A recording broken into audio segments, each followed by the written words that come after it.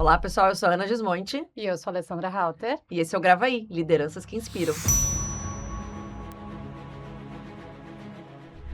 É com muita alegria que a gente vem para o nosso terceiro episódio da terceira temporada. Isso Estamos aí. crescendo, né, em alta velocidade. Permanecendo e inspirando. Isso, com muitas histórias. Para quem está chegando agora, eu queria apresentar, esse é o Gravaí, o podcast da Sigra. A Sigra, que é a nossa associação aqui de Gravataí da região, que tem como missão fomentar o empreendedorismo, né, e apoiar os empresários aqui do nosso ecossistema. E o Gravaí vem como mais uma iniciativa. Então, se você quer fazer uma mudança na sua carreira, se você é um empreendedor no começo, né, Alessandra, tá pensando No em começo, meio, empreender, fim, sempre aprendendo. qualquer momento, esse é o espaço para você, né? Se você quer ouvir histórias inspiradoras, então prepara o seu cafezinho, o fone de ouvido, arruma o Bluetooth do carro e vem com a gente para os episódios do Gravaí. Não é isso, Ale? Isso aí. E aí, lembrando também, para quem quiser escutar nossa primeira e nossa segunda temporada e os outros episódios da terceira temporada, estamos no Spotify e no YouTube. Praticamente um MBA em liderança, né, Ana? Exatamente. É muita informação. E temos que agradecer aos nossos patrocinadores. Temos aí como bronze o Intercity, como prata Pessato Negócios Imobiliários, Perrone Vates e Advogados, e também a Hiperpan, pães e salgados congelados que fazem sucesso aqui, né, Ana? Isso aí. Nossos E convidados adoram. no patrocinador ouro temos dois, temos o Boticário, onde tem amor, tem beleza, e Mundial RH, que é especialista aí em pessoas. Isso aí.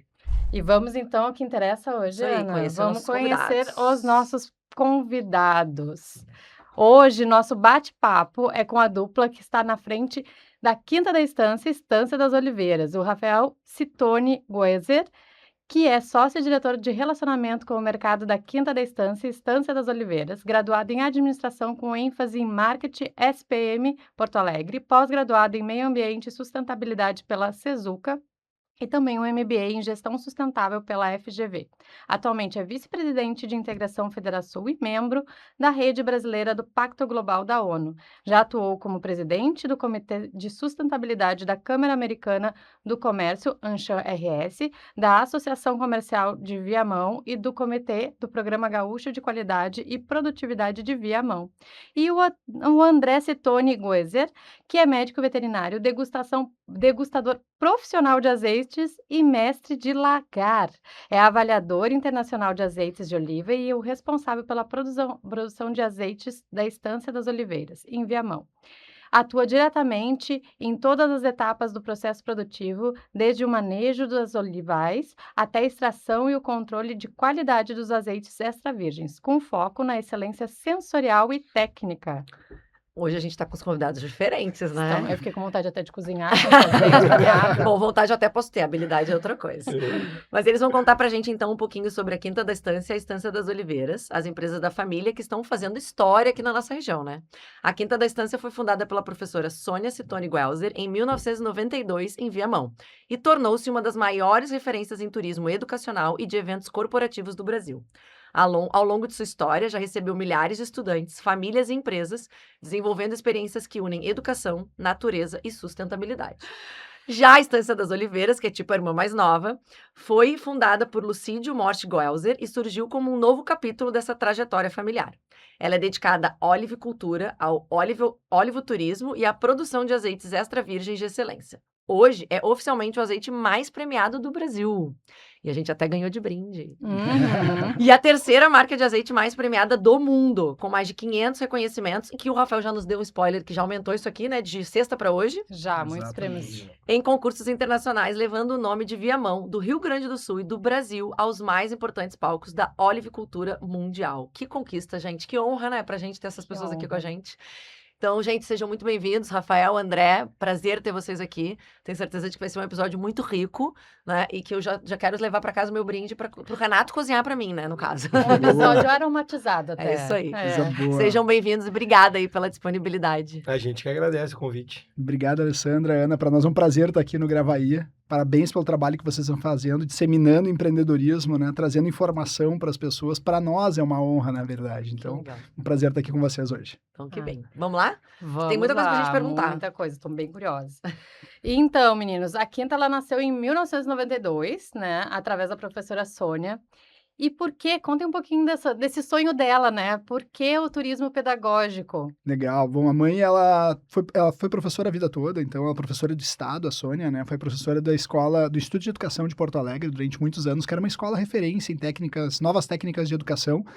Voltando um pouquinho para trás, meu pai e minha mãe são da região de Passo Fundo, se criaram em Passo Fundo, se mudaram para Porto Alegre para continuar estudando. Meu pai foi para o lado da economia, trabalhou a vida toda com comércio exterior, e minha mãe para a área de educação. Ela dava aula de português e francês. As pessoas às vezes acham, não, mas a dona da Quinta da Estância é bióloga, trabalha alguma coisa com relação à natureza. Não, totalmente voltado para português e francês. Só que ela era uma professora de português e francês diferente. Ela dava aula no Instituto de Educação que ficava próximo à Redenção. Então as aulas dela, ao invés de serem quadro negro, aquela chatice de parametrização do português clássico, não, ela dava aula na Redenção para explorar a criatividade dos alunos, para trazer eles em contato com a natureza. E eles se conheceram em Porto Alegre, não se conheceram em Passo Fundo, se casaram e tinha uma combinação bem simples. Qual era a combinação deles? Quando a gente tiver o nosso primeiro filho, a gente vai comprar uma área rural e a gente vai criar essa gurizada como a gente foi criado lá em Passo Fundo. A gente devia ter convidado a dona Sônia para vir aqui. Boa! Depois fica num próximo episódio.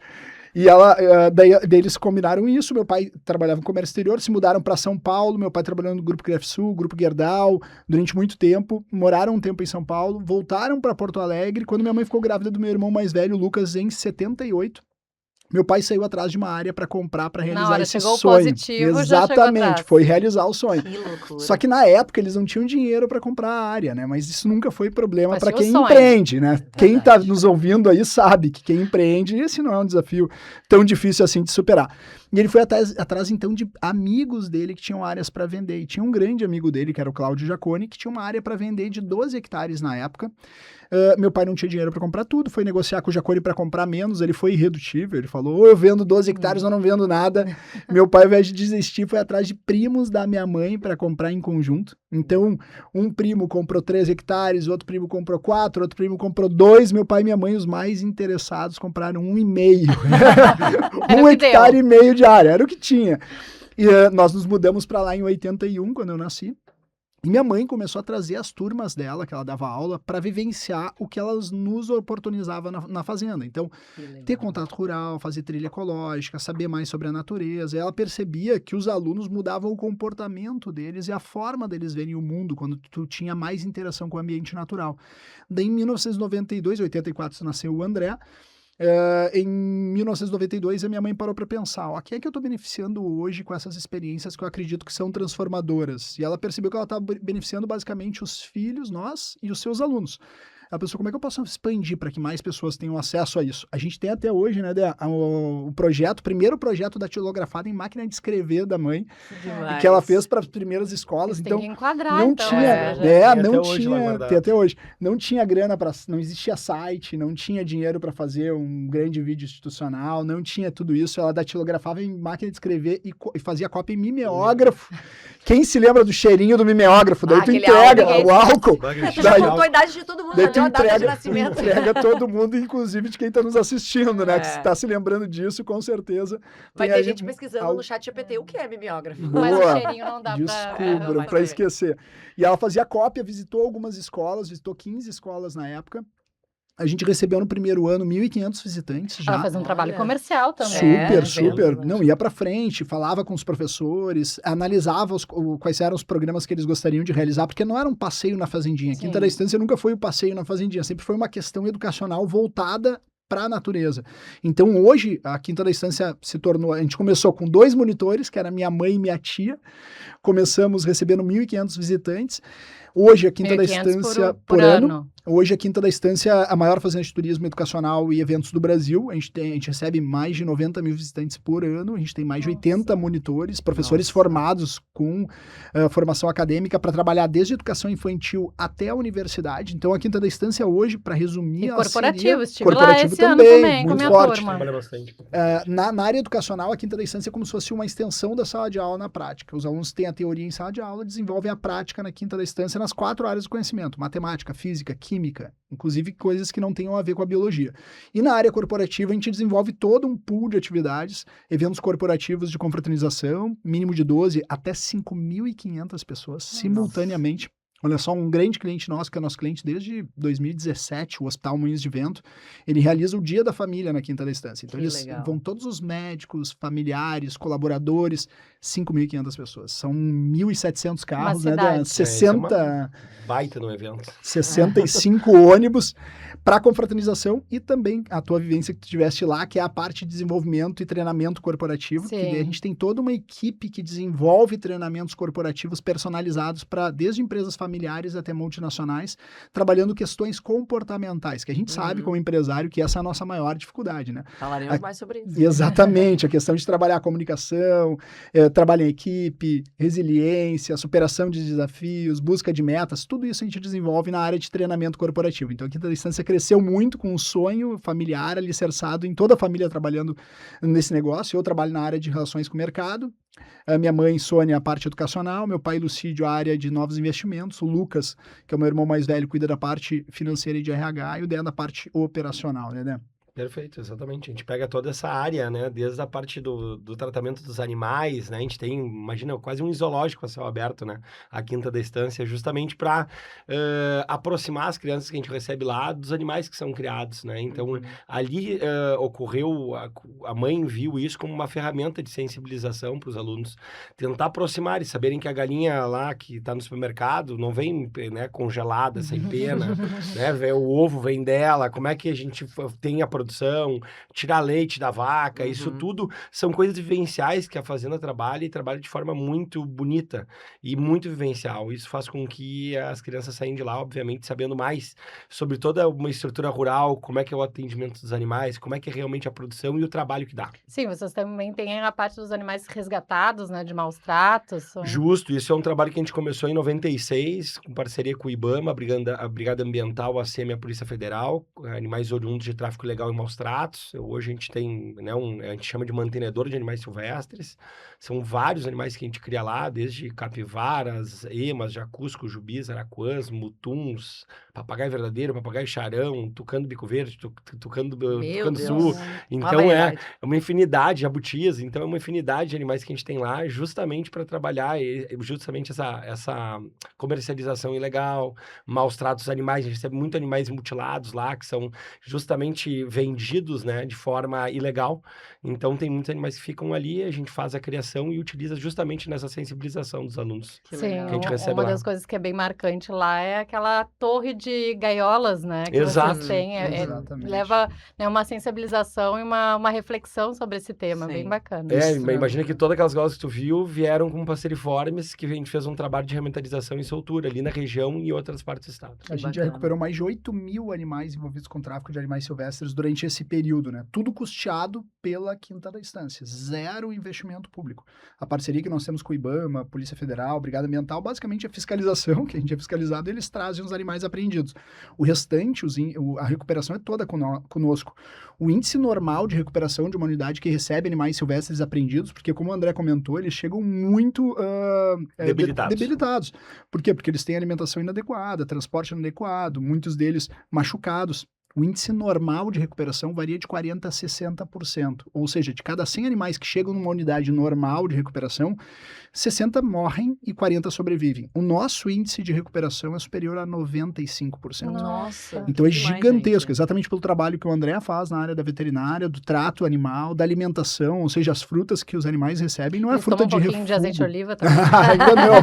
Ainda não. Ainda não implementamos testamos essa dieta. exatamente essa dieta. Ainda vai dar 100%. Exatamente, mas é muito interessante essa questão, porque tudo é financiado pela Quinta da Estância. Então é financiado na ponta da lança por quem, né? Sim. Por vocês que estão nos assistindo, que já visitaram lá. É verdade. Quando o teu filho foi para a Quinta da Estância, quando a tua empresa foi para a Quinta da Estância, tu tá ajudando a manter esse projeto de recuperação de animais silvestres e vários outros projetos socioambientais que a gente realiza. Que demais. Eu vou pegar um gancho que tu falou, né? A gente acabou chegando nesse projeto que hoje são todos os filhos, a família inteira trabalhando junto. E a gente entrevista muita gente aqui que vem de empresa familiar. A Alessandra, inclusive, é um exemplo disso. E a gente sempre pergunta, né? Como é que foi esse processo, né? A dona Sônia e o seu Lucídio, pelo visto, já tinham tudo muito bem, né? Organizado. Mas como que foi para vocês essa entrada, assim? Sempre foi um caminho meio natural. O André, inclusive, acabou fazendo veterinária, né? Sim, justo. Mas rolou aquele convite, né? Aquela intimação Forçado. da família, assim, tipo, não, é aqui mesmo que vai ficar. Como é que foi pra vocês essa escolha aí? Foi super espontâneo. Na realidade, não teve zero pressão da família. A gente entrou no negócio muito mais cedo do que deveria entrar. Então, tipo assim, eu comecei a trabalhar na Quinta da Estância com 12 anos, né? Então, a gente começou lá pequenininho ainda, trabalhando, se envolvendo no negócio e ficando apaixonado pelo negócio. Na realidade, nós todos somos apaixonados pelo que a gente faz. A dona Sônia recrutou os funcionários já bem cedinho. Ah. Exatamente. Não, Começou cedo. na nossa época era assim, né? Não tinha essa de não Sim. poder trabalhar e tal. E a Sim. gente adorava isso, porque é um Sim. envolvimento familiar, emocional, e que tu acaba aprendendo os valores e a origem das coisas, né? Nada tu ganha de graça, tudo vem com muito esforço e dedicação. E a gente começou a trabalhar muito cedo nisso. E legal que cada um foi por uma área complementar, e uma área complementar em que nós desenvolvemos a nossa aptidão naquela área. Então, por exemplo, não tínhamos uma área comercial de relações com o mercado da Quinta da Estância. Rafael, vamos fazer a tua formação nisso. Eu fiz minha formação em publicidade, em administração com ênfase em marketing, é uma coisa que eu sou apaixonado em fazer. O André foi para a parte operacional também, uma outra questão que ele é apaixonado. O Lucas, que é mais pragmático e tal, ele foi para a parte financeira e de RH, então ele é um diplomata, eu brinco sempre, né? Ele consegue administrar super bem as equipes. Então, cada um se complementou e a gente foi para áreas diferentes. E é legal porque essa questão familiar, da empresa familiar, ela tem é uma faca de dois gumes, né? Tu tem a questão de tu poder potencializar o negócio e fazer ele acontecer, mas tu tem um risco gigantesco, que caso as vaidades, as brigas e os problemas aflorem, tu tem uma questão emocional, passional vinculada ao negócio. E a grande questão é como é que a gente pode reduzir os riscos e aumentar as oportunidades de dar certo? Com governança familiar, né? Então a gente começou um trabalho de governança familiar estruturado, já fazem mais de 15 anos, então a gente tem acordo de sócios, acordo de família, a gente tem tudo normatizado, a gente tem lá como é que o meu filho, que tem 15 anos, ele vai poder entrar na empresa, ou os filhos do André, que tem 3, 4 anos, vão poder entrar na empresa no futuro. Como é que um sócio, se ele quiser sair da empresa, como é que funciona essa parte? Eu quero vender minha parte, porque às vezes isso vira uma barganha, inclusive, de briga familiar. Eu quero vender minha parte, se a empresa não tiver dinheiro para comprar agora, eu vendo para outro. Não, o caixa da empresa não pode ficar também debilitado, então a gente tem as normas lá de como é que tu faz o valuation da empresa. Porque quem quer vender acha que vale 100 milhões, quem quer comprar acha que vale 10. Então esse debate, ele termina, porque tu já tem o valuation, como é que tu faz o cálculo de valuation da empresa, tu já tem a norma, só pode vender para a própria Quinta da Estância. Todas as entradas e saídas já estão todas tudo documentadas. organizadinho e organizado. Tu queres sair da operação e tu queres ficar só com a tua remuneração como sócio, tu já tem o cálculo ali, tu já sabe quanto é que tu vai receber. Então tem todas essas normas que evitam conflitos futuros, né? A gente tem uma normativa também de não entrar parentes dentro da atividade principal. Então, por exemplo, a minha esposa, caso ela pode ter o perfil perfeito para uma vaga que eu preciso preencher urgentemente, só que eu não posso colocar ela. Por quê? Porque é uma regra interna de não contratação de familiares, né? A gente sai de uma máxima da administração que eu não posso contratar quem eu não possa demitir, né? Imagina eu demitindo minha própria esposa ou a esposa do meu irmão. Ia criar o almoço de domingo, ia ser interessante, né? Então, a gente tem todas essas questões de blindar o negócio e blindar as relações familiares, que para nós são muito caras e muito importantes, com relação ao negócio. E daí tu reduz os riscos e tu aumenta a oportunidade de dar certo. Eu acho que por isso também, e também por causa do perfil nosso, né? A gente tem, assim, normalmente a empresa familiar tem 2, 3, 4 irmãos, sempre tem aquele irmão que é meio vagabundo, assim, vamos dizer, né? Que não gosta de trabalhar, que se deita. Não sou eu, né, André? Se deita no trabalho dos outros irmãos. E no nosso caso, a gente não tem. Os 3 trabalham com uma dedicação full time ao negócio, com alto resultado nas suas áreas. Então, é algo muito fora da curva mesmo, né? Só que a gente está pensando, e as próximas gerações, como é que vai ser? As próximas gerações, tu tem que trabalhar com uma governança familiar fortíssima para que tu não tenha esses problemas futuros que outras empresas familiares tiveram. A gente vê grandes marcas de famílias no Rio Grande do Sul que definharam não porque tinham um produto ou um serviço ruim, mas porque houve briga familiar e a partir dessa briga familiar o negócio terminou. Então, a gente tenta também organizar isso de forma pragmática e qualquer um de nós, de vocês que estão nos assistindo, podem fazer essa organização através da governança familiar estruturada, né? Bacana. Não, acho que falaste de tudo. Mas como é que foi o teu caminho, assim, pra veterinária? Porque eu achei isso muito legal. Realmente, acho que a gente tem que chamar a dona Sônia Solicite pra gente. Porque eles não só fizeram um bom trabalho de criação de filhos, mas eles fizeram um processo de recrutamento e capacitação de uma equipe, entendeu? Exatamente. Porque ainda foi cada um numa área diferente, complementares para o perfil do negócio, mas tu acabou sendo o cara que realmente foi aquela não era bióloga, né? Teu pai não era da área também rural, e tu foi o único que daí, vou viver isso aqui, né? Mas como o Rafa falou, isso nasceu de forma muito orgânica, assim. assim, a gente foi indo por cada expertise de cada um, assim, propensão ao Sim. trabalho que tu gostaria de fazer. Tu era o Então, eu, pra pequenininho mim, que não já me tava lá no adaptaria ao meio. escritório, né? Eu Sim. gosto de estar no meio rural, gosto de estar vendo os animais, né? Falando com os funcionários. E a gente trabalha em vários eixos ali da fazenda, né? Tem vários centros de criação ali. A gente tem a parte do centro de criação de animais exóticos, tem a parte dos animais de fazenda e a parte dos animais silvestres, né? Que eu já falei anteriormente. Então, todos esses setores, a gente obviamente tem tratadores responsáveis, né? E pessoas que auxiliam no tratamento, na alimentação, na organização, na limpeza. E fora isso, a parte de manutenção, obra, jardinagem. Então, ali é legal porque a gente nunca fica cansado do que faz, assim. Todo dia tem coisas diferentes e a gente vai vendo setor por setor para deixar aquilo mais organizado possível. Então, foi uma coisa muito natural, assim. Nenhum de nós foi forçado a fazer nada. Foi mais por perfil mesmo. Que legal. Sensacional, baita case. E assim, muito legal a forma madura, né, e eu acho racional, como vocês falam dessa questão da governança familiar, porque às vezes a gente vê que em alguns casos parece que as pessoas não buscam isso, porque fica parecendo, não, mas a minha família não vai brigar, parece, ai, tô prevendo coisas ruins, não, isso não vai acontecer. Gente, mas a gente precisa entender que pode acontecer, né, Com e a única certeza. forma de tu minimizar o impacto é prevenindo, né. Então, parabéns aí pela iniciativa, eu acho que é um baita case, né? Então, Obrigado. eu vou deixar aqui, eles estão disponíveis para contatos, né? Melhores práticas, né? Já estou colocando eles à Vocês disposição podem dos fazer lá nossos uma ouvintes. palestra no Quinta da Estância sobre governança Isso, familiar, olha, estarei aí, ó. lá. Surgiu Sabe que uma muitas ideia. vezes a gente faz palestras sobre governança familiar, né? Principalmente para pequenas empresas e tal, que o Sim. pessoal normalmente acha que é uma coisa mais supérflua, que não é tão importante, ou que tu tem que contratar uma grande consultoria. Não, claro que uma consultoria te ajuda muito, mas hoje em dia tu já tem muito material na internet disponível que tu pode trabalhar hoje, fazer um contrato Sim. de acordo de família, acordo de sócios.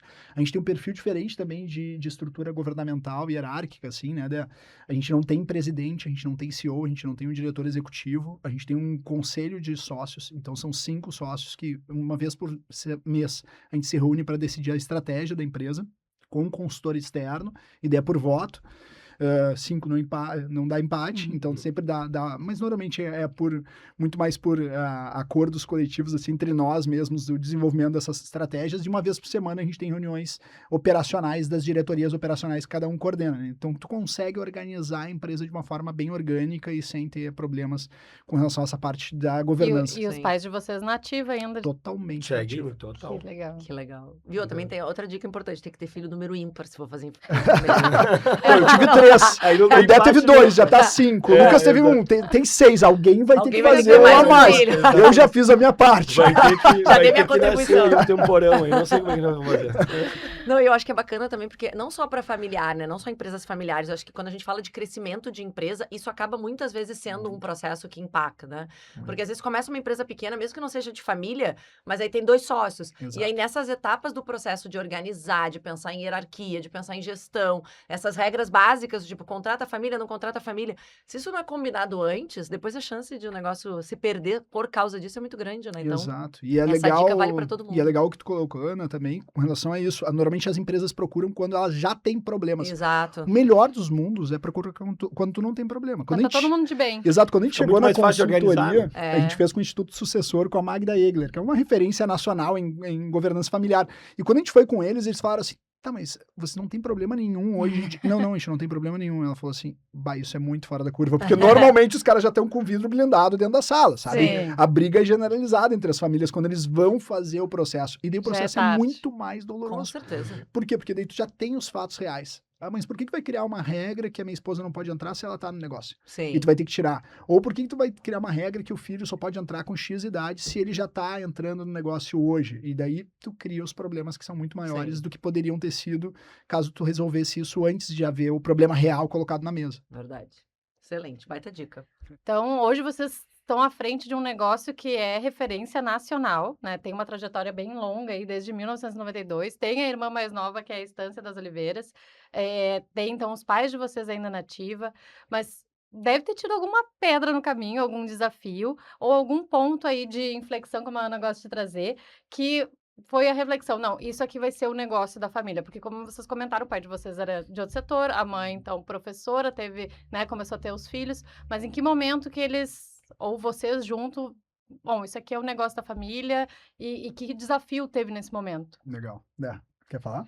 Olha, essa parte do negócio da família, ela surgiu por uma ideia da mãe, a Quinta da Estância, né? E a família toda abraçou, nós éramos pequenos, então a gente foi crescendo junto com o negócio. Não teve uma questão de sucessão, né?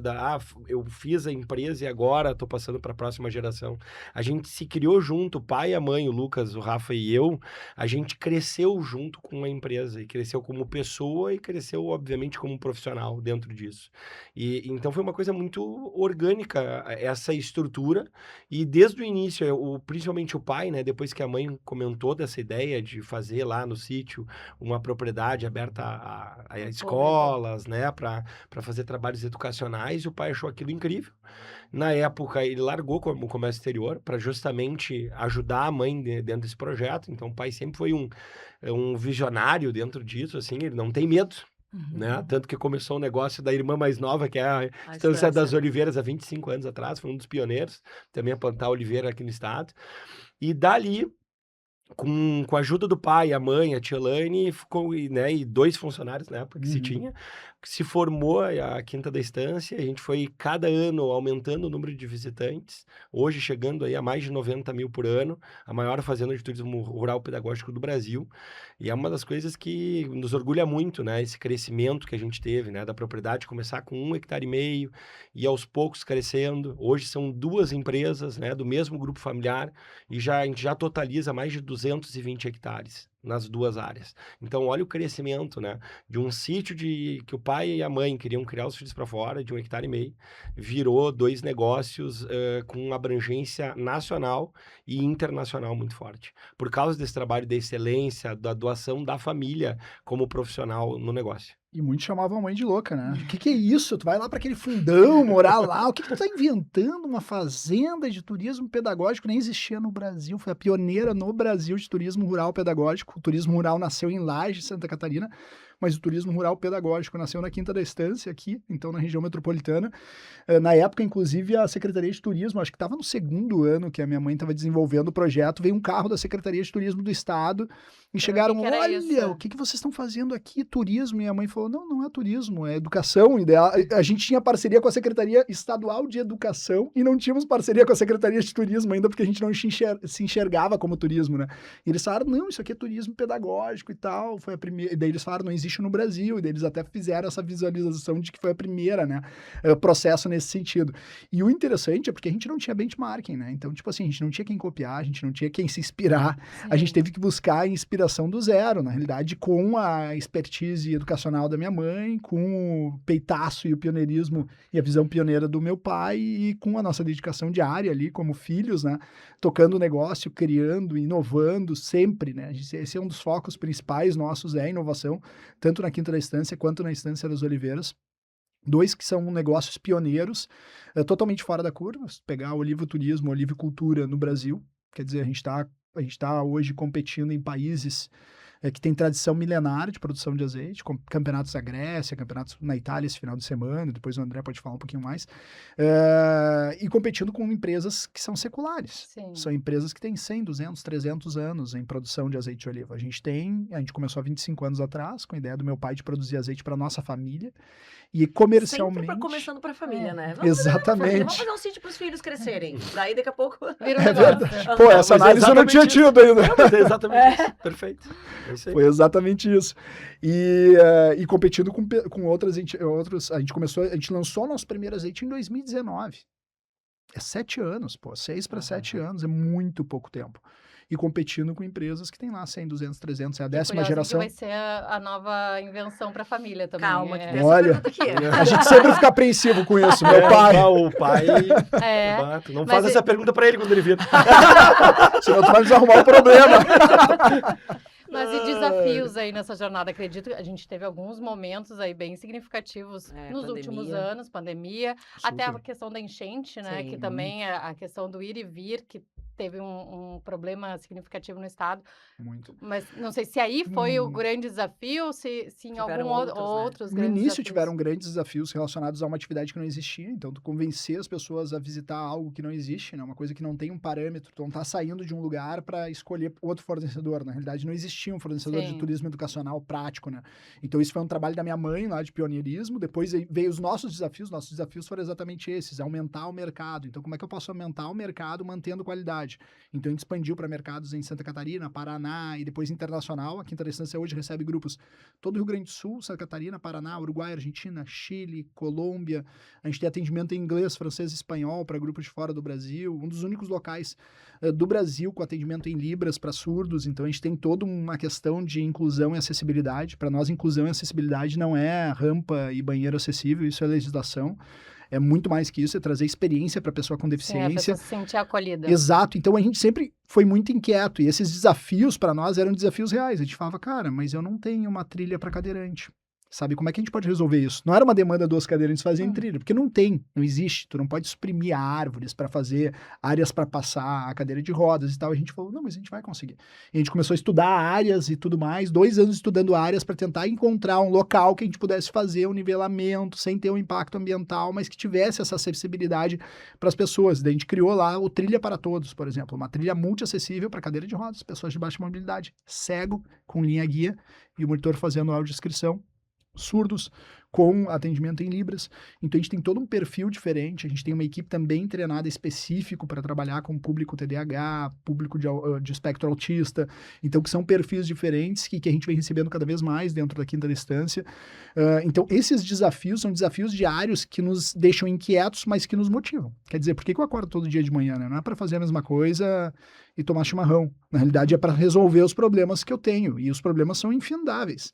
Porque cada vez que tu estuda mais, cada vez que tu aprende mais, cada vez que tu te envolve mais com o negócio, mas tu percebe que tu poderia estar fazendo outras coisas complementares e que Sim, poderiam vai entregar abrindo mais. caixinhas. Exato, e tu vai entregando isso, né? Com relação à pandemia e as enchentes, foi um baque gigantesco. A pandemia, a gente caiu lá de 90 mil visitantes para 2 mil visitantes, num único ano. O turismo sofreu muito, né? Exato, e mantendo toda a equipe. Então ali a gente teve um déficit gigantesco, a gente teve que pegar linhas de financiamento. Claro que nós sempre tivemos uma equação econômica do negócio da família muito organizado, então endividamento quase zero, patrimônio. Então a gente conseguiu ali naquele momento escolher as melhores linhas que tivessem o menor impacto. Sim. Então a gente pegou linhas altamente saudáveis para a gente se manter, mantendo as equipes, mantendo todo o investimento que nós temos com relação aos animais, recepção de animais e tantos Sim, outros. porque isso não para. Exato, Pode não e a ter. gente começou a pensar fora do caixa. Cara, a Quinta da Estância é uma fazenda educacional ou ela é uma ferramenta educacional?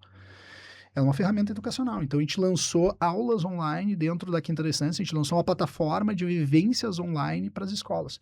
Então, a gente viu que as escolas, que era um dos grandes clientes, também estava desassistido. Como é que eles vão sair do nada para aula online? Então, a gente lançou a plataforma online da Quinta da Estância com aulas onde tu comprava uma visita e era separada em 30 aulas. Ou seja, a escola ela tinha 1 mês para se organizar, dando aula online, utilizando a Quinta da Estância como ferramenta Sim. para os alunos, não deixando eles sem nada.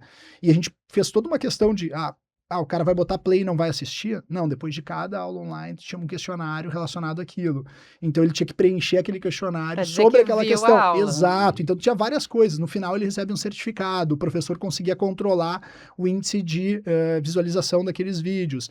Então tudo isso a gente fez, olha, só nas aulas online foram mais de 15 mil alunos que participaram legal. das aulas online. E detalhe, desses 15 mil, grande parte deles gratuitamente de escolas públicas, financiado por empresas parceiras. Então, por Ai, que exemplo, legal. a Corsã, na época ainda pública, ela fez um investimento para comprar aulas online educacionais para as escolas públicas municipais e estaduais das áreas que ela atuava. Então, os alunos tinham acesso à plataforma da Quinta da Estância e tinham as aulas. Então, a gente pensa fora da caixa, né? Na questão da enchente.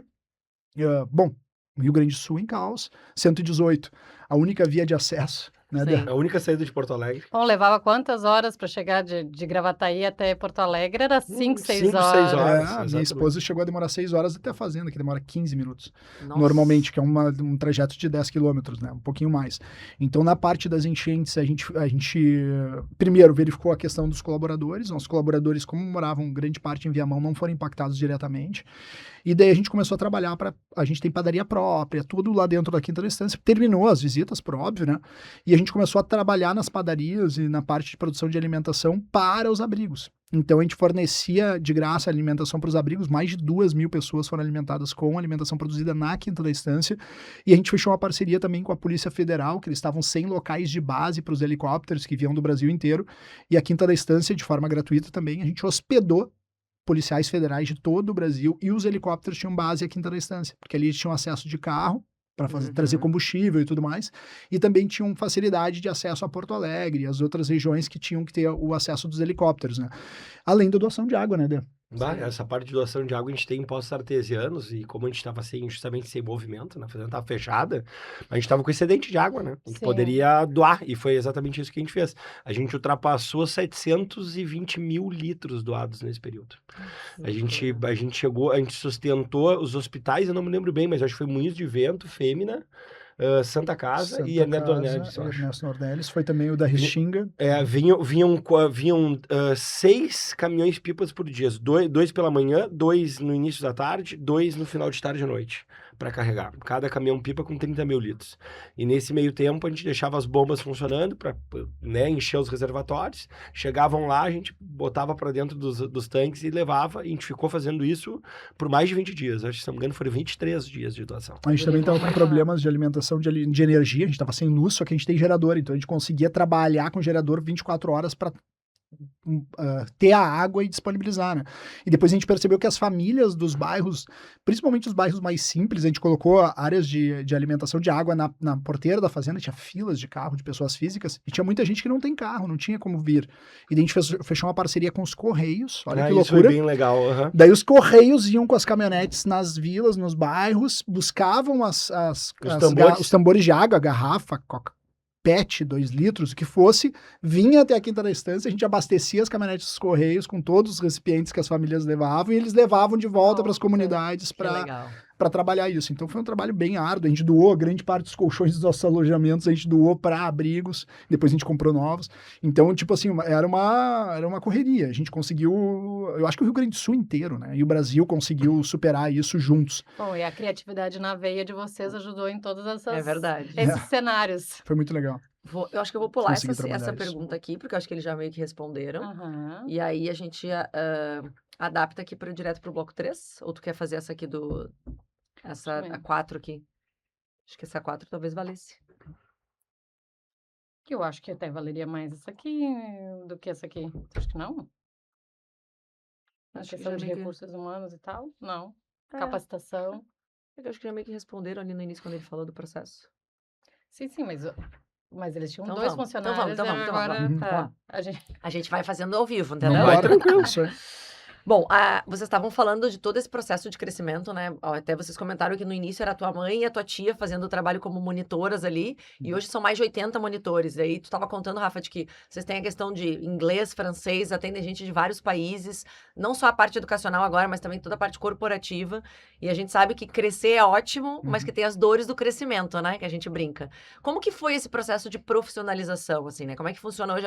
Acho que vocês comentaram que até essa parte é o Lucas, que é o irmão mais velho de vocês, Aham, que administra. administra, mas como que é gerenciar tudo isso? Porque é um segmento diferente, né? Tem toda uma parte de funcionários para a parte da operação do negócio, mas também gente para atender os clientes, né? Para atender os alunos, daí o mundo corporativo já é outra realidade. E é prestação de serviço, né? Exato. Então, a pessoa como produto, como ela atende. E Exatamente. como mesmo tu falou, o comportamento é um dos grandes desafios aí da maioria dos empresários. Como é que, assim, que práticas vocês poderiam, assim, compartilhar com a gente dessa parte de gestão de pessoas, como é que funciona esse Legal. dia a dia aí, que não deve ser simples. Não, nada simples, mas assim, né? Eu acho que um dos grandes pontos focais, um dos grandes pontos-chave com relação à equipe é o processo seletivo. Às vezes a gente delega o processo seletivo, a gente não dá tanta importância, a gente deixa ser entrevistado por uma outra pessoa que não faz parte da diretoria da empresa, e isso eu acho um grande equívoco. Por quê? Porque é exatamente a questão comportamental. Tu tem que perceber se aquela pessoa, ela compartilha dos mesmos valores que a tua empresa. Uhum. Se ela tem valores diferentes da tua empresa, não tô falando que os valores dela sejam errados, mas ok. Mas se são diferentes da minha empresa, certamente a gente vai ter um problema ali na frente, daqui a 1, 2 meses, ou daqui a 1 ano, ou daqui a 2 anos. Um cabo de guerra em algum momento. Exatamente, porque os valores, eles são arraigados. É difícil tu mudar os valores daquela pessoa, as questões comportamentais daquela pessoa. Então, quando a gente faz uma entrevista dentro da quinta da instância, a gente olha muito mais, e da Instância das Oliveiras, a gente olha muito mais a questão de valores, princípios daquelas pessoas e o brilho no olho. E se ela é uma pessoa inquieta, se ela é uma pessoa que quer aprender, se ela é uma pessoa que não se preocupa, eu não sei, mas posso aprender. Não sei, nunca fiz. Daí tu já pensa diferente, sabe? Aquela questão de nunca fiz, vai criando barreiras na resposta. Então tu vai analisando essas perguntas, por exemplo, um dos valores, grandes valores nossos é a questão do ESG, do olhar mais sustentável e tal. Eu não vou perguntar para a pessoa, tu te preocupa com a natureza? Ela vai falar, me preocupo, óbvio. Eu vou perguntar para ela o seguinte, tem coleta seletiva na tua rua? Ela vai pensar assim, tem. Que dia que é a coleta seletiva na tua rua? E daí ela vai falar, não sei qual é o dia. Ok. Então, tipo assim, não sei. Tu gosta de animais? Não é. Tu não vai perguntar, tu gosta de animais? Tu vai perguntar, tu tem pet em casa? Não tenho. Por quê? Porque daí tem uma questão específica que ela não pode. Beleza. Mas tu convive com quem tem? Então tu vai perguntando coisas complementares. Chega uma resposta, detesto o cachorro da minha vizinha. E daí tu vai tendo... não tenho porque eu acho um saco limpar. Não, tá bem, então não dá pra trabalhar aqui com a gente. Então, mesmo que ela não limpe, entendeu? Mesmo que ela trabalhe no escritório. Claro. Por quê? Porque a gente tem esse perfil de público voltado para essas questões. Só que, obviamente, tem que trabalhar com questões que não são óbvias. Senão a pessoa vai te responder e tu vai falar, ok, check. Não, né? Então, tu tem que perceber o que tá por trás daquilo ali. Então, é interessante, quando as pessoas vêm fazer entrevista conosco, elas falam assim, cara, nenhuma dessas perguntas eu tive em nenhum processo seletivo em toda a minha vida. Porque, tipo assim, tu não me perguntou se eu sabia mexer com Excel. Não quero saber se tu sabe mexer com Excel. Isso a gente treina. O resto, eu quero saber todo o resto, que é o que eu não consigo treinar, ou que eu vou demorar muitos anos para treinar e o esforço, muitas vezes, ela não vai ficar durante aquele período de esforço violento para tentar mudar valores e princípios daquela pessoa. Então, esse é um cuidado que a gente tem muito forte com relação às equipes, né? E a gente tem esse crescimento acelerado. Quando tu perguntou, como é que foi o processo de profissionalização? Como é que está sendo o processo de profissionalização? Porque o processo, ele nunca para. Então, agora a gente está colocando um CRM novo, a gente está botando um novo ERP para fazer toda a gestão de dados da empresa. O CRM é a questão comercial, de gestão de dados dos clientes. Então, a gente está trabalhando com IA em toda essa parte de análise de CRM, então trazendo a IA para dentro do negócio. Como a tecnologia é muito ampla e com a inteligência artificial isso virou exponencial, o desenvolvimento de novas tecnologias, novas ferramentas que a gente possa utilizar na nossa empresa, isso nunca vai parar, isso está muito acelerado. Então a gente vai se juntando de pessoas também, fornecedores, consultores, que possam nos integrar e fazendo curso sempre, não para de estudar um minuto. Bom, o pai, né, o pai está fazendo a segunda pós-graduação dele, ele tem 83 anos. Definitivamente a gente tem que chamar eles. Tem. Segunda pós-graduação na deram USP. Sorte que a gente veio chamar vocês primeiro, que se eu chamasse eles... Não tinha essa janela de Possivelmente oportunidade de estar aqui. Graças a Deus, né? Ainda bem. A gente tá se vendendo bem, viu? Depois eles descobrem qual é a verdade, mas pelo menos no primeiro momento. Não, mas que inspiração, né? Ter esses dois aí. Eu imagino que loucura. Imagina, incrível isso. 83 anos começando uma segunda pós-graduação. Tá fazendo um curso na Exalc, né? No Exalc, que é da USP, Sim. online. O que sobra pra vocês? Tem que correr atrás? Exatamente. Exato. O exemplo tá em casa, né? Exatamente. E a gente eu falo para meus filhos, olha lá o teu vô, ele tá estudando, blá, blá, blá, blá, e com prova. E a mãe até pergunta, né, Lucídio, como é que tu fez esse curso com prova? Porque ele fica triatucanado, né? Ele fala assim, tirei 6, agora eu vou ter que estudar, vou ter que ir atrás. Esses dias ele cheio de mal numa prova, ele vou ter que estudar muito pra outra. Sensacional. Bom, a gente tava falando aqui, né, o quanto a gente ficou feliz de receber o nosso brinde, porque realmente a gente sabe o quanto, já indo para a irmã um pouquinho mais nova, né, para a Estância das Oliveiras, que eu particularmente sou apaixonada por aquele lugar, adoro a Quinta, mas a Estância tem meu coração. A gente tava falando que vocês saíram de um negócio que já estava, de certa maneira, estabilizado, né, e aí entraram num segmento que, como o próprio Rafael falou, né, empresas centenárias, daí começa um negócio do nada, a ideia foi do teu pai, né, que vocês falaram que decidiu plantar oliveira no estado há 25 anos atrás, e a gente sabe que não é um processo simples, né? É um processo demorado, que tem tempo. Como que nasceu essa ideia? De onde? Eu já entendi que o seu Lucídio é diferenciado, né? Eu já entendi. Mas por que dessa ideia? Por que ir para um outro segmento tão distinto assim, né? Outro espaço também. É, outro a espaço, parte, né? É um outro público. É. Na realidade, veio da necessidade e da indignação do pai. Na época que ele trabalhava em comércio exterior, ele viajava, ainda não tinha nem começado, a Quinta da Estância estava começando, né? Uhum. E aí ele viajava para Portugal, Espanha, e nessas feiras que ele ia participar, ele trazia uma garrafinha de azeite. E a gente consumia em casa, né, aquele azeite, e o azeite, olha, tinha uma qualidade diferente do que a gente tinha condição de ter aqui no Brasil, no supermercado Sim. e tal. E aquilo começou a família, mas por que tem essa diferença? Por que esse azeite é tão bom lá e aqui no Brasil chega um produto de péssima qualidade? E isso começou, então, a gerar uma indignação, e o pai, olha, não adianta a gente ficar aqui chorando, nós vamos ter que plantar oliveira. Realmente. Exatamente. Super fácil, né? Vamos plantar oliveira, vamos testar e tal. Ele tinha falado com o pessoal da Embrapa, Clima Temperado ali de Pelotas, que eles estavam fazendo um projeto piloto em 15 unidades de pesquisa aqui no estado, fazendo em várias regiões, vários climas. Então fizeram algumas unidades na região da fronteira, unidades na região da Campanha, Planalto, Serra, e aqui em Viamão eles falaram, o pai chegou a conversar com eles, olha, a gente queria implementar lá para ver se isso funcionaria na nossa propriedade. Os caras, não, Viamão não é possível. Esquece isso aí, esquece esse projeto, porque tu vai estar perdendo teu tempo. Viamão não faz parte do zoneamento das áreas aptas ao plantio de oliveira, e na época eles estavam fazendo todo uma pesquisa em cima disso, Mapa das áreas dos olivais nacionais. exatas, da onde seria No plausível de entrar com essa cultura, e o pai, não, mas a gente quer, eu já destinei uma área lá da propriedade para isso e tudo mais. E foi muito engraçado quando a gente teve, dentro das reuniões de família, né, que a gente falou que os 5 tomam a decisão, é por voto. O pai chegou lá, numa determinada reunião de família lá, justamente, né, fazendo lá o cronograma das atividades, a programação para o ano. E aí o pai chegou, olha, tia, eu tô com uma ideia que é plantio de oliveira. E botou lá, né, para a família lá, o que é que vocês acham disso e tal? Vamos votar. 4-1. 4 contra, 1 a favor. Tomou uma goleada. Essa época da Copa é bem pertinente. Tomou uma goleadaça, né, tia? E aí ele disse, olha, tá bom, 4-1, perdi, mas eu vou fazer de igual forma. e aí Não então, obedecer. Acabou a democracia aqui agora. Exatamente. Então ele não, a família na época não apoiou, né? a gente ganhou de 4-1 e perdeu de 4-1, e depois disso ele ainda procurou a Embrapa e tomou uma negativa da Embrapa dizendo que Viamão não era apta a plantar. Não deixou, por menos, conseguiu, atucanou tanto o pessoal da Embrapa Levemente teimoso. até conseguir fazer com que eles entregassem as mudas lá para fazer o projeto piloto, e na época plantaram 26 variedades de oliveira diferentes. E ali, uma área bem pequena, acho que era meio hectare, e ele, no completo risco, ele botou mais 1.000 mudas. Tá? Sem saber absolutamente nada da cultura. E dentro disso, naquela época, era uma coisa pioneira, né? Foram os primeiros a plantar oliveiras aqui no estado, né? O pai está entre os primeiros, né? A Estância das Oliveiras está entre os primeiros. E ali a gente não sabia se ia se adaptar, como é que era o trato cultural dessa árvore. A maioria dos engenheiros agrônomos que eram da Embrapa também não sabiam a respeito.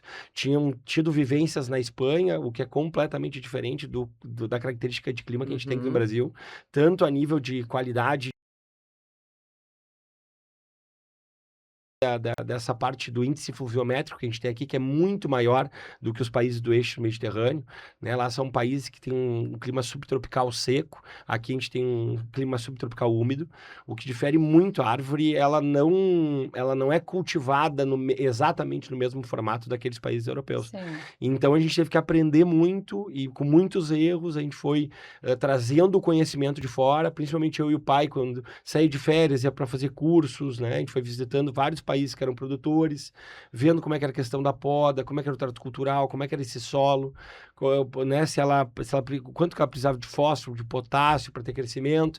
E essa expertise a gente foi trazendo aos poucos para dentro da propriedade, e começamos então a ter o desenvolvimento dessa árvore e a primeira colheita, que isso já fazem uns 15 para 16 anos atrás, que eu brinco que é o azeite mais caro do mundo. A gente Tem guardado lá. A gente cultivou essa árvore por 9 anos, a gente ficou cultivando. E a nossa primeira colheita em 1 hectare, 1,5 hectare ali que a gente tinha plantado, foi uma caixa de azeitonas, 20 quilos de azeitona. E em 1,5 hectare, depois de 9 anos. Azeite de oliva, da forma que a gente faz, com alta qualidade, ele tem um rendimento de 10%. Ou seja, 20 quilos tu faz 2 litros de azeite, tá? Então, a cada 10 quilos de azeitona, tu tem 2 litros de azeite. A gente colheu aquilo de manhã cedo, né? Revisamos cada árvore, assim, tinha meia dúzia de frutas, 100 gramas em cada, assim. A gente foi colhendo, botamos dentro do carro, viajamos de Viamão a Cachoeira do Sul, 340 quilômetros. Chegamos lá, botamos uma maquininha de extração, um monobloco, uma maquininha do tamanho de uma geladeira pequenininha, derramamos aquela caixa de azeitona, ela faz a trituração e a centrifugação, tudo junto, assim, uma máquina compacta, e saiu ali embaixo 2 litros de azeite que a gente botou numa garrafa PET, tá? E a gente levou para casa aquela garrafa PET, louco de faceiro. O azeite realmente era incrível. O pai, imagina, os primeiros 2 litros depois de 9 anos, tu tinha que cuidar o que tu botava, né? Ele ia botando quase em conta-gotas, assim, ele já devia ver te olhando de canto de olho, assim. E aí ali começou essa paixão da família pela olivicultura, e a gente começou a ver que aquilo ali a gente poderia ser transformado num negócio. E com base nessa melhoria técnica, a gente começou, então, a galgar né, melhores colheitas, um melhor atendimento agronômico. E em 2019 foi a primeira grande safra, né, da família. A gente fez 1.400 litros. Aí, como é que a família vai ter braço para comer isso tudo, tu entendeu? Várias garrafas PET. Exato. Bom, 1.400 litros a família não ia ter. Antes a gente vendia assim para amigos, amigas, tios, primos e terminava a safra, tá? Até 2018. 2019 a gente, eu acho que a gente vai ter que lançar uma marca e tal. A gente pensou já na marca da Estância das Oliveiras. A gente tinha comprado essa propriedade ao lado da Quinta da Estância, que hoje é a sede do segundo empreendimento, né? Que é aquela casa lá que a gente faz os piqueniques, tem as apresentações, que é a sede da Estância das Oliveiras, e a partir dali a gente começou a ver isso como um possível negócio, realmente, e começamos a investir nisso. Em 2020 a gente montou o Lagar, né, que é uma agroindústria ali de extração, onde a gente faz os beneficiamentos de 100% das azeitonas do que a gente colhe ali, são extraídas ali, o produto sai pronto, então ela é extraído, engarrafado, rotulado e sai dali para tua casa. Sensacional.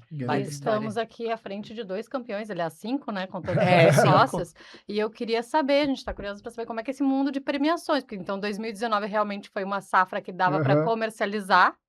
E aí, como é que entraram nesse mundo dos prêmios e como é que funciona esse universo? Bem legal. Assim, a gente começou em 2019, o Dé já estava fazendo a formação dele também de mestre de lagar, para fazer todo o cuidado cultural e a produção do azeite. Ele já tinha uma análise que o azeite era espetacular, só que, claro, a gente tinha uma análise de um familiar, então é uma análise mais passional, né? Técnica, porém passional. Quão maravilhoso é. Então a gente tentou contratar os avaliadores internacionais de azeite para degustarem o nosso azeite e fazerem uma análise. A gente mandaria o azeite para eles na Europa, eles fariam a análise e mandariam para nós. Só que eles fazem uma cobrança como consultoria disso. Quando a gente recebeu o orçamento em euro, meu Deus do céu, arrepiou os cabelos. Impossível. A gente falou, cara, impossível de fazer, inviável. Nossa opinião já tá boa. Exato. Vamos desistir? Pois é. Será que a nossa opinião tá boa? Não tá. Tá, então como é que eu vou ter análise desses caras de graça, sem pagar R$1? Participando das premiações onde eles são os avaliadores. Porque nesses campeonatos internacionais, existem campeonatos picaretas, como tudo na vida, aqueles campeonatos pagos, tu manda o azeite, tu ganha, e tem uns campeonatos sérios. Como é que eu diferencio um do outro? Existe o ranking mundial dos azeites, que é o EVA World Ranking, Extra Virgin Olive Oil Ranking. Ele faz 2 coisas.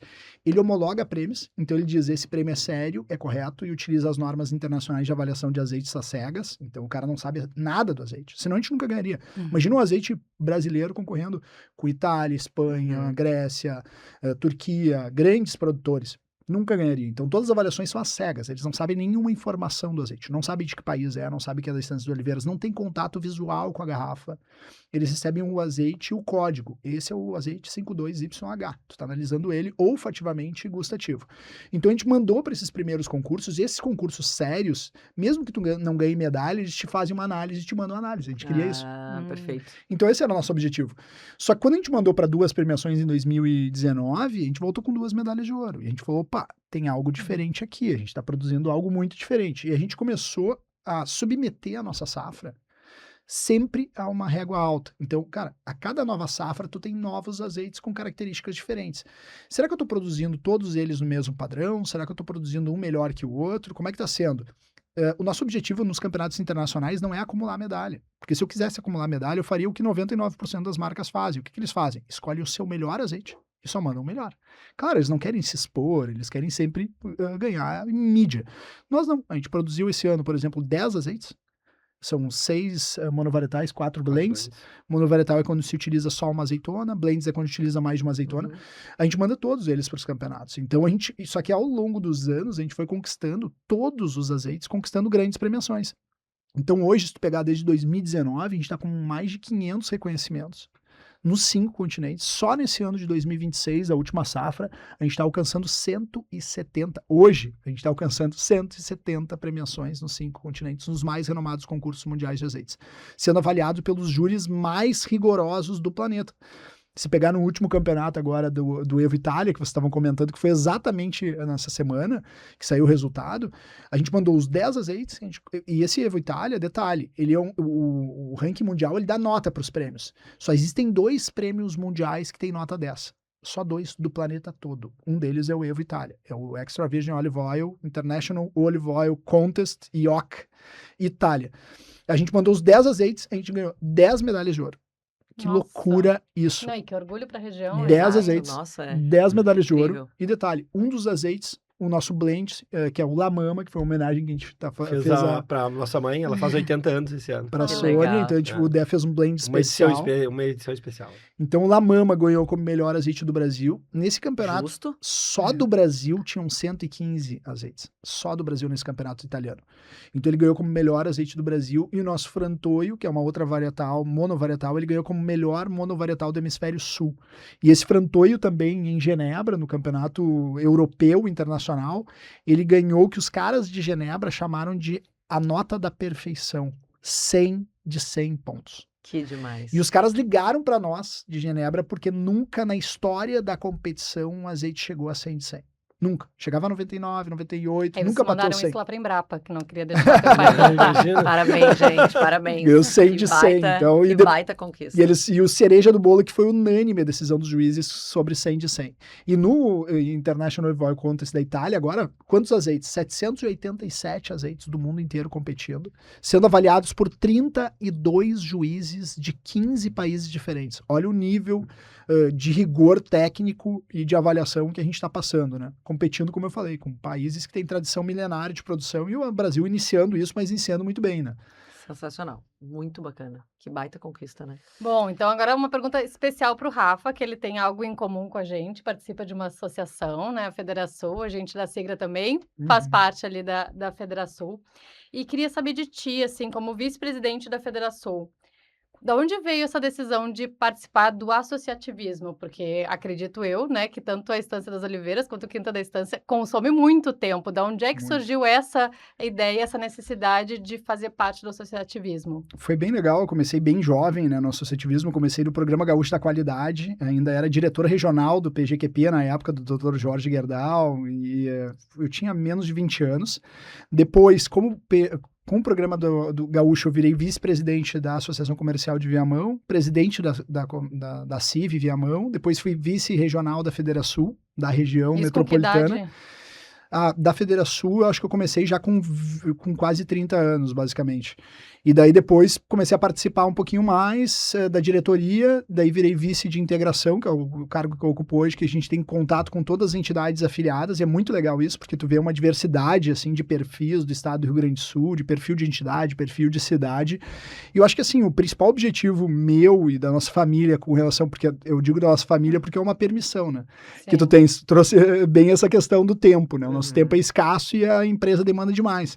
Então, quando a gente começou a trabalhar o associativismo, tanto na associação comercial, no PGQP, quanto na Federação, sempre foi discutido na mesa da família. Então, podemos participar, a empresa está dentro do alinhamento de valores da empresa? Sim, tá. Porque o que é o trabalho de associativismo? É tu criar ambiente de negócio para todo mundo. Seja para o teu concorrente, seja para tua empresa, ou seja para qualquer setor empresarial. E eu acho que isso tem um poder muito forte, né? Eu acho que a gente percebe que a gente tem um desafio muito grande no Brasil. Muitas pessoas estão decepcionadas, assim, eu também estou decepcionado com o que a gente vem vivendo no Brasil nos últimos anos. O setor produtivo sendo atacado. E por que isso aconteceu? Isso aconteceu porque lá atrás a gente deu as costas para a política. A gente parou de participar do processo decisivo. A cadeira nunca fica vazia. A cadeira estava sendo ocupada por pessoas que não tinham um perfil mais republicano. Então, quando a gente se envolve na política, e é se envolver na política também, tu tá na sigla, porque a política é empresarial, não estou falando de política partidária aqui, porque eu também não tenho filiação partidária, eu não tenho perfil para política partidária. Eu parabenizo quem tem, as pessoas boas que tem, porque a gente precisa de pessoas boas ali, mas a gente também precisa de pessoas boas na política empresarial. Porque não adianta tu ter uma entidade empresarial, ela ser chapa branca e simplesmente dar aval para o governo fazer atrocidades no setor produtivo, porque está beneficiando, de repente, o setor daquela pessoa, daquele CPF. Então, a gente se envolveu com isso exatamente para isso. Olha, a gente quer uma realidade diferente, a gente tem um poder grande que a gente pode transformar a realidade. E a gente vem transformando de forma pragmática, não é tomar cafezinho, ficar reclamando da vida e sair no jornal e fazer discurso bonitinho. Não, é pragmatismo, é resultado. Então, traga um real. Se não fosse a Federação, se não fossem as entidades afiliadas da Federação, hoje a gente estaria pagando 19,5% de CMS. 3 tentativas de aumento de impostos no Rio Grande do Sul, barrados na Assembleia Legislativa por ação ativa da Federação, das entidades afiliadas e de outras entidades empresariais do estado do Rio Grande do Sul, parceiras também. Isso o que reflete? Isso reflete que a gente tem hoje no bolso do empreendedor e da população gaúcha, do trabalhador gaúcho, 4 a 5 bilhões de reais a mais por ano do que nós teríamos. E isso faz a diferença. Muito. Prolongamento do Salgado Filho, uma outra questão que a gente trabalhou diretamente.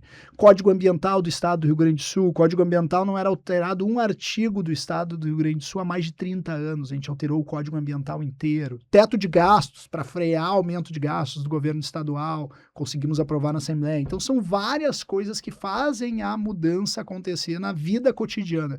E eu acho que esse é o meu entusiasmo de participar de entidades de classe, que é realmente transformar a realidade em que tu está inserido e melhorar o ambiente de negócios para todos que fazem parte do setor produtivo. E quem faz parte do setor produtivo não é só o empreendedor, é o colaborador, é o trabalhador também. Não adianta eles quererem nos dividir, a gente está na mesma trincheira, eles é que estão do outro lado da trincheira, quem tenta nos dividir. Muito bem, excelente. Eu adoro quando a gente faz essas perguntas, porque elas são sempre esclarecedoras. E eu acho que um dos objetivos do nosso podcast é esse, né? Poder trazer essas reflexões. Às vezes as pessoas realmente não entendem para que serve uma entidade de classe, qual é o propósito de participar de uma associação, o que está sendo feito. Então, acho super importante essas reflexões e esses dados que tu vai trazendo para as pessoas conseguirem tangibilizar. Né? A gente teve o Rodrigo aqui, né? A gente entrevistou ele. Que legal. E ele falou exatamente sobre isso, assim, as pessoas precisam enxergar o que está acontecendo e entender que está todo mundo indo no mesmo lugar. A gente está disputando, assim, não é disputando, mas a gente está lutando pelos mesmos propósitos, né? Então, se a gente se une, fica mais forte. Uma frase dele na minha cabeça, a omissão está nos custando muito caro. A Alessandra tem falado direto isso. Então, tanto eu acho que a associação, o associativismo é voz, quanto ação. Não dá para ser só voz, né? Só lamúrias. Tem que ser ação também. Bom, a nossa última pergunta, a gente brincou que não ia fazer pro pai de vocês, né? Tu falou, não pergunta para ele, mas a gente quer saber um pouquinho, depois de toda essa história, né? Cheia de inovação, cheia de criatividade, né? Cheia de projetos que pareciam que não tinham nada para dar certo e viraram um grande empreendimento. O que vocês esperam para o futuro, assim? Quais são os planos, assim? Quais são os próximos 5, 10 anos da Quinta, da Estância, para o Rafael, para o André? Não. É uma incógnita, porque assim, a gente tá, como eu comentei com vocês, a gente é uma família de inquietos, né? E com o pai, que é um visionário, então a gente nunca sabe o que tá pela frente. A questão é, a gente tem estruturado lá na empresa o que a gente chama de Nova Estância. O que é o Nova Estância? É um programa de inovação e de vertentes de inovação para as duas empresas. Porque assim, não é... Projeto novo não é eu criar uma outra área de atuação. Muitas vezes eu posso criar um projeto novo na área de atuação que eu estou realizando hoje, né? Exato. E como é que a gente estruturou isso? A gente criou um grande guarda-chuva de inovações. Inovação não é um momento iluminado de uma pessoa num determinado momento de inspiração. Não, se for isso, a gente está ralado. Inovação é processo. Então, o que a gente fez? A gente criou um guarda-chuva de inovação, onde a gente tem várias vertentes práticas disso. Conversas com clientes, para tentar identificar tendências, identificar processos que a gente pode melhorar.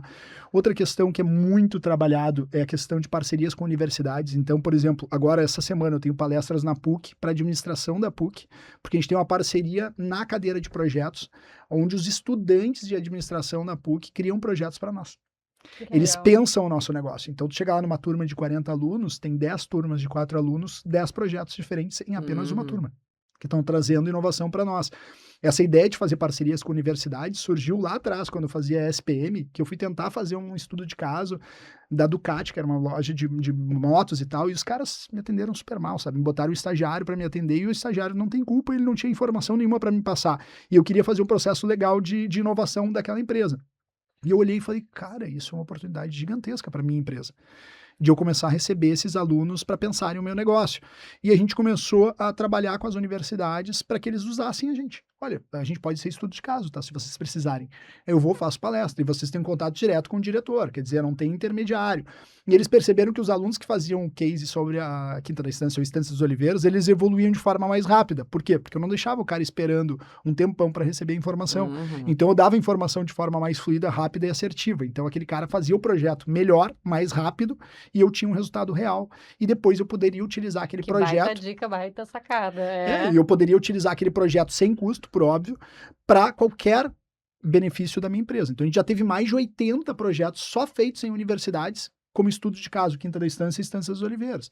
Então, aí vem as vertentes de inovação. Tu cria, outra vertente de inovação é participação em entidade de classe, que é uma vertente de inovação porque tu conhece outros empreendedores de outros setores diferentes que te inspiram com Oxigena ideias o negócio, novas. né? Claro. Sai da bolha. Cursos, então a gente é obrigado a fazer X cursos por ano, a gente é obrigado a fazer visitas técnicas, nós, diretores, no mínimo 3 visitas técnicas para empresas que trabalhem no nosso setor ou setor que são correlatos, para trazer inovações. Então a gente tem vertentes de inovação. Então, por isso que eu disse que é um furacão, por quê? Porque são muitas vertentes de inovação e a gente organiza isso com projetos.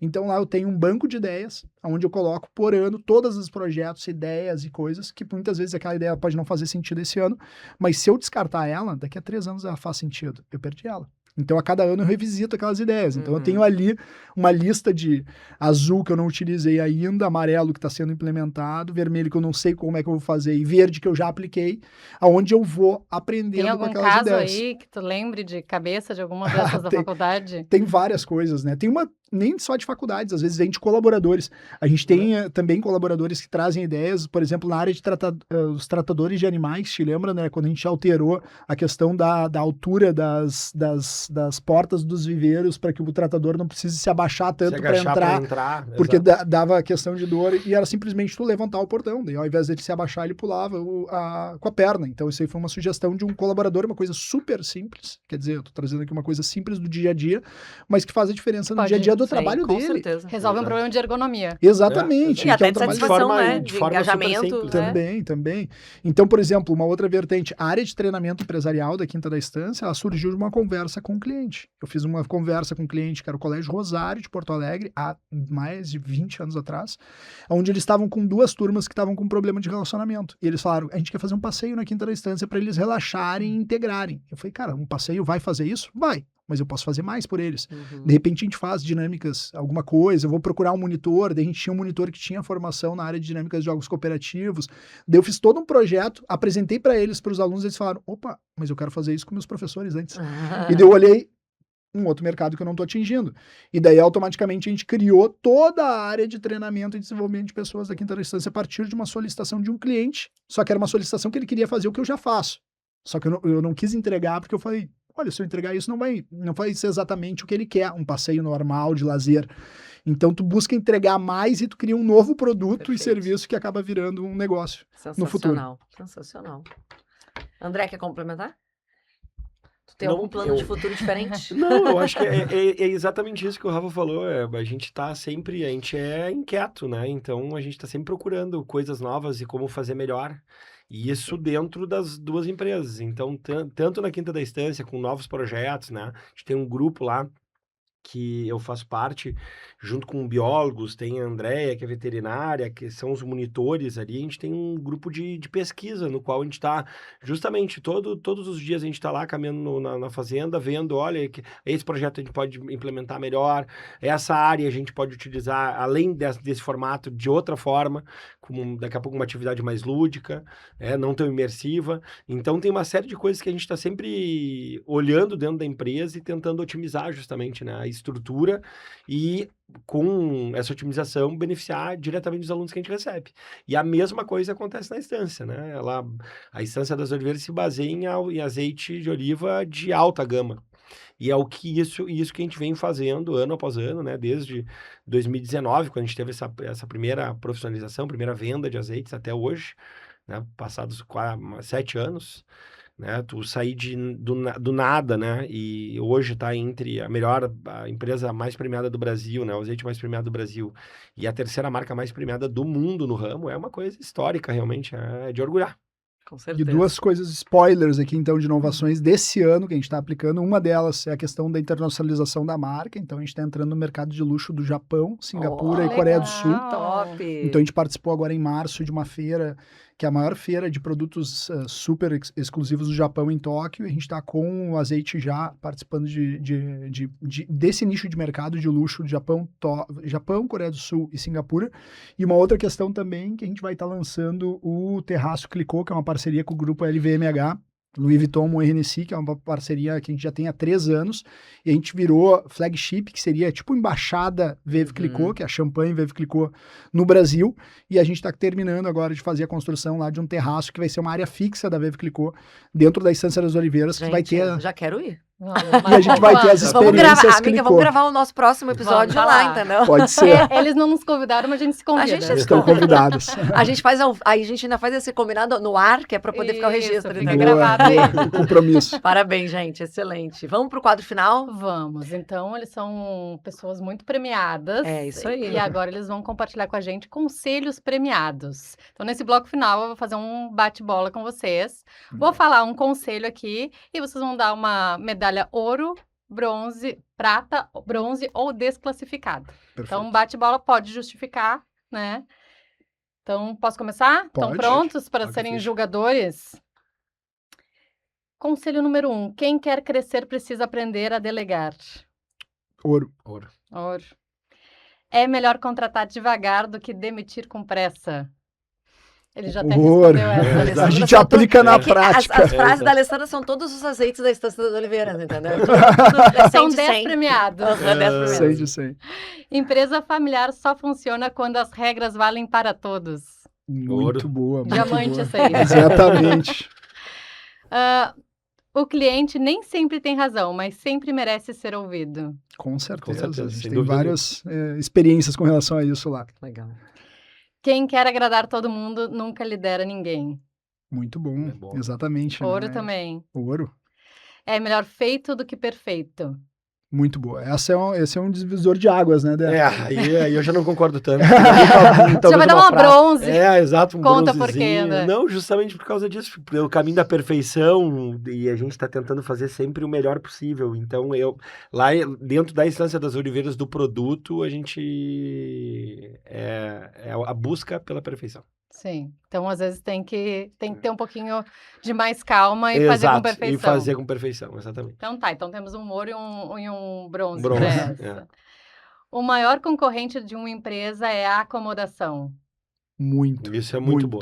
Eu acho que sim. Eu acho que a acomodação e tu não tentar te reinventar. E às vezes as pessoas focam muito na concorrência e não olham para si Aham. e não olham o que ele poderia melhorar dentro do seu próprio processo, né? A gente que tem 2 empresas que são líderes, tu acaba te acomodando demais. Então, Uhum. tipo assim, eu sou líder, tô no meu lugar. Não, a gente é inquieto e a gente vai ficar Está buscando líder, cada né? Não vez. é É, líder. exatamente. E a gente não se exatamente considera isso. líder. Essa é a grande questão. Então, eu não me considero e para mim não é uma posição. A gente busca ir atrás sempre, né? Maravilha. Diz o Bernardinho que esse que é comportamento de campeão. Então, estão com o Bernardinho também no prata, ouro e bronze. Nenhuma decisão importante deveria ser tomada antes de um bom café da manhã. Olha aí, eu tomo várias vezes, porque às vezes eu não tomo café. Eu também não tomo café, então não concordo. Então, essa aí a gente... No essa a máximo gente café vai ficar preto. com essa. E Também não nunca sou do café, confie em uma reunião que começa com é rapidinho. Bah, essa aí, hein? Essa aí, se é rapidinho, pode trocar por um e-mail. Essa aí, né? Manda o WhatsApp. Manda um WhatsApp, a gente falou sobre isso, no áudio. Exato. Gente, é isso Maravilha, aí. Então, temos excelente. muito ouro aqui. Muito ouro. Coisa Gente, boa. assim, sem palavras para agradecer. Acho que vocês foram riquíssimos de informação. A gente já saiu aprendendo, né? Já fizemos o nosso mini MBA aqui, né, Com Alessandra? certeza. Já botei minhas ideias aqui mentalmente. Isso aí, então, obrigada demais pela contribuição. Parabéns mais uma vez. É realmente, são 2 cases de muito sucesso e a gente espera continuar vendo todo esse processo acontecendo. E a gente sempre pede para os nossos entrevistados no final darem, apesar de vocês já darem vários presentes, inclusive para a gente. Mas a gente sempre pede um presente, assim, algo que possa ficar como uma mensagem, seja uma frase, um livro, um filme, uma dica, alguma coisa que vocês queiram deixar aí como lembrança para os nossos ouvintes. Eu acho que faça bem feito e dê tudo de si para que dê certo, né? Eu acho que essa é a principal mensagem que eu tenho para dar. E é assim que a gente cresce e é assim que a gente melhora sempre. Maravilha. Perfeito. Eu acho que estude, nunca deixe de estudar, nunca deixe de buscar se aperfeiçoar. Muitas vezes a gente está num curso, a pessoa nos liga e a gente fala, hoje eu não estou trabalhando, eu estou num curso. Isso faz parte do teu trabalho, é uma das partes mais importantes do teu trabalho. Então, se capacite, busque novas informações e, principalmente, aplique o que tu te capacitou e aplique o que tu aprendeu. Porque nada adianta tu ter isso guardado na tua cabeça se tu não tá trazendo geração de valor para tua empresa e para a sociedade, né? Muito bem. Excelente. Resumindo, não se acomode. Não se acomode. Exatamente. Sejam inquietos. Gente, então tá na hora de vocês ganharem os presentes Isso. agora. Opa, adoro. Os nossos patrocinadores estão sempre... Muito obrigado. Quer pegar esse daí? Que Esse legal. aqui é para comer lá na Quinta da Estância. Ó, Barbaridade. Boticário, que é o nosso patrocinador Bah. ouro. Obrigado, gente. Olha, a gente não acaba, hein? Mundial Vai, é RH. pesado, hein? É, Tem isso aí é qualidade, pesado. Tem bastante coisa aqui. Obrigado. E a Pessato. Aí eles têm que ser bons irmãos e dividir Vocês vão ter que irmãmente. compartilhar. O É. Pessato mandou sim. aqui. Tanto o Tem até um Boticário que vinhozinho aqui. É. Essa aula a gente pulou, né? Então, depois a gente... Isso a gente não perguntou se tinha divisão irmãmente. É verdade. Tem, sim. Gente, obrigada mesmo. Obrigada pela participação, pela contribuição. Em breve vai ser um prazer receber o seu Lucídio e a dona Sônia aqui, né? Com certeza. estão agendados. Já estão convidados. Maravilha. Obrigada Obrigada. mesmo. Nada que isso, foi um prazer. Obrigado pelo convite, um prazer e parabéns pela iniciativa, né? Levar informação é muito bom, ainda mais com a qualidade que vocês estão fazendo aí, com as perguntas super questionadoras e que nos fazem refletir. Parabéns, parabéns à Maravilha. A gente Sigra, que parabéns a agradece, todos vocês. parabéns pela empresa, pela família e vida longa, então, para a Isso Estância e para a aí. Quinta. Obrigado Mais pelo sucesso. Valeu, carinho. muito obrigado. Valeu, Quem gente. perca os nossos conteúdos, fiquem ligados nas nossas redes sociais. Também nos procurem, nos sigam lá no YouTube e no Spotify. É isso aí, Alessandra. E não esqueçam de continuar contribuindo com a gente, dando feedback, participando, dando dicas de quem vocês querem ouvir aqui no podcast e também temas que vocês acham que são interessantes para a gente poder compartilhar, não é isso? Que você não segue a gente ainda, @asigra_oficial no Instagram. E aí você acompanha todos os episódios e também todas as informações sobre a nossa associação. Mais uma vez, agradecer os nossos patrocinadores Ouro, a Mundial RH e o Boticário, onde tem amor, tem beleza. Lembrando também que quem quiser mais informações dos Isso aí. benefícios da nossa associação, entre em contato pela nossa rede social com a equipe comercial da Sigra. Esse é o Gravaí, o podcast da Sigra, que valoriza as lideranças de Gravataí e da região.